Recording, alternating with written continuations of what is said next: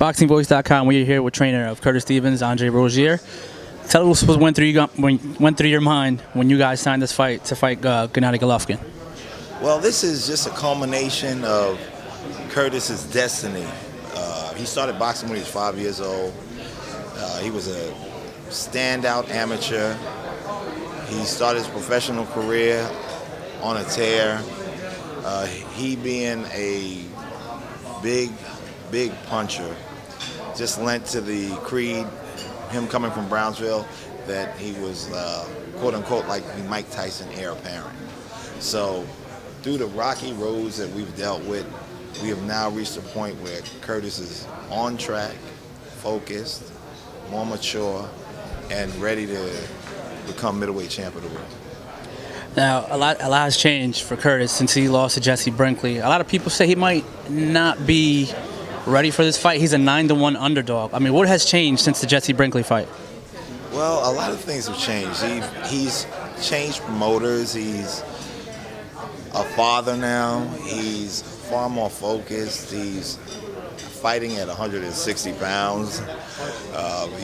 Those alone, other than the fact that he really is giving 100% to what he's doing now, have made monumental differences in what you will see out of Curtis. Last time we seen him, he had that one-punch knockout.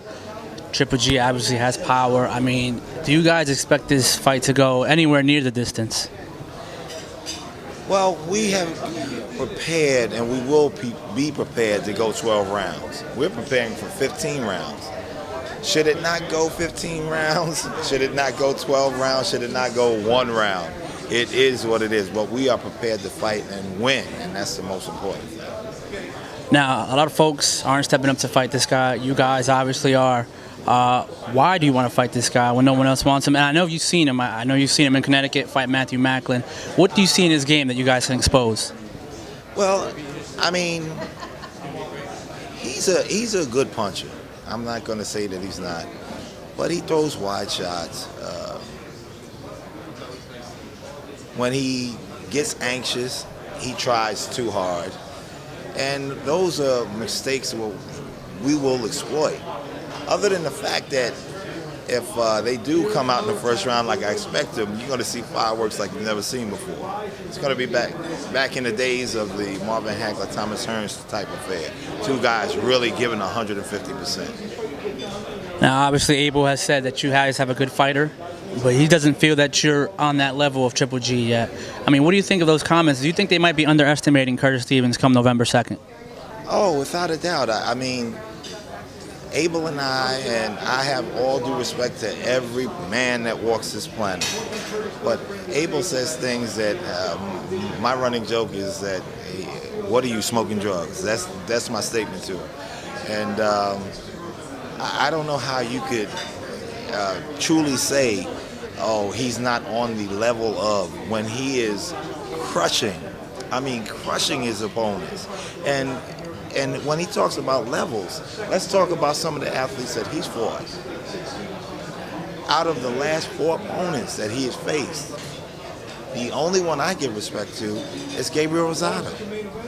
And Gabriel Rosado gave him lots of trouble in that bout until the cut became a major problem. And when I spoke to Gabe, he said, look, Dre, if I didn't get cut, I was taking him 12. He told me that. Now, you say Gabe Rosado. A lot of people don't give him credit for that win because Gabe had to move up.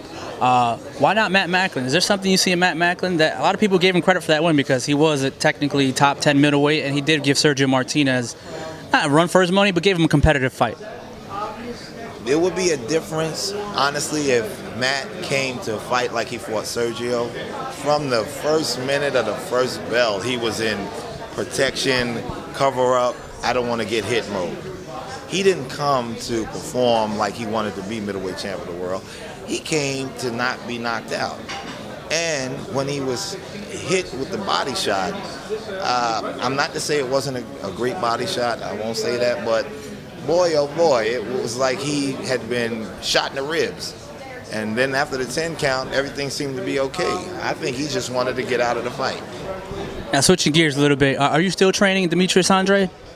I still work with Demetrius. Actually, my roster of athletes includes Daniel Jacobs, Saddam Ali, Dimitri Andrade, Joel Castillo. The list goes on and on. Now, obviously, there's a big fight coming up with Yanez. Did the change of venue, time, and location have any effect on Demetrius? I mean, I know he's going for his first world title fight. He was supposed to be on the Chavez card. Now he's likely moving November 9th on the Rocky Martinez, Mikey Garcia card. I mean, how's he coping with that? Well, he's staying ready. He's focused. He knows that sometimes the game gets a little quirky and you get moved around and shuffled. But I told him, I said, you maintain your focus. We don't want anything to slide between the lines. We don't want that to happen. And he was down actually sparring with Saddam Ali yesterday, and they did 4 rounds, and they worked really well. They're Olympic stablemates, so he looked really sharp with the 2 light heavyweights I had him work with, and I was very happy with his performance, and he turned it up. Now, speaking of Saddam, he's fighting September 30th in Brooklyn. What's the plan for him? I mean, obviously he's with Golden Boy now. They have a lot of guys at 47, 54, 40. What's next for Saddam Ali after he takes care of business September 30th?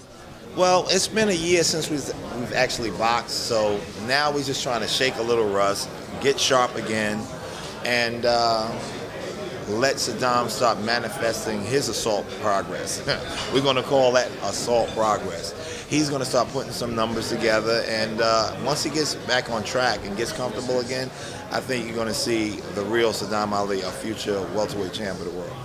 Now, Danny Jacobs is also one of your fighters. Last time we seen him was a few weeks ago. Impressive performance against Giovanni Lorenzo. The rumors are floating that he might get a Peter Quillin fight. Is that something you guys want to take now, or you guys need some interim fights before you get him to that championship level? Well, I'll tell you, Danny is ready for anything and everything. You know what? I'm going to tell you something. I was thinking about this the other night. We have so many European athletes at middleweight, and then we have our American fighters. I say, and this is just an idea to any promoter who might pick up on it, I say let's get the American boys to fight the European guys, and then we'll mix it up and find out who's going on down the center and down the middle. I don't see any need in American kids knocking each other off when we got a bunch of Europeans to lay the gravel to. Now, obviously, it's hard to do because of the promotional wars, so it might seem like you're going to have to fight Peter Quillin because Golden Boy, HBO ain't doing business. That might be the next fight. I mean, does that frustrate you as a trainer when you train these kids that they want a world title, but they have a limited pool of fighters they can fight?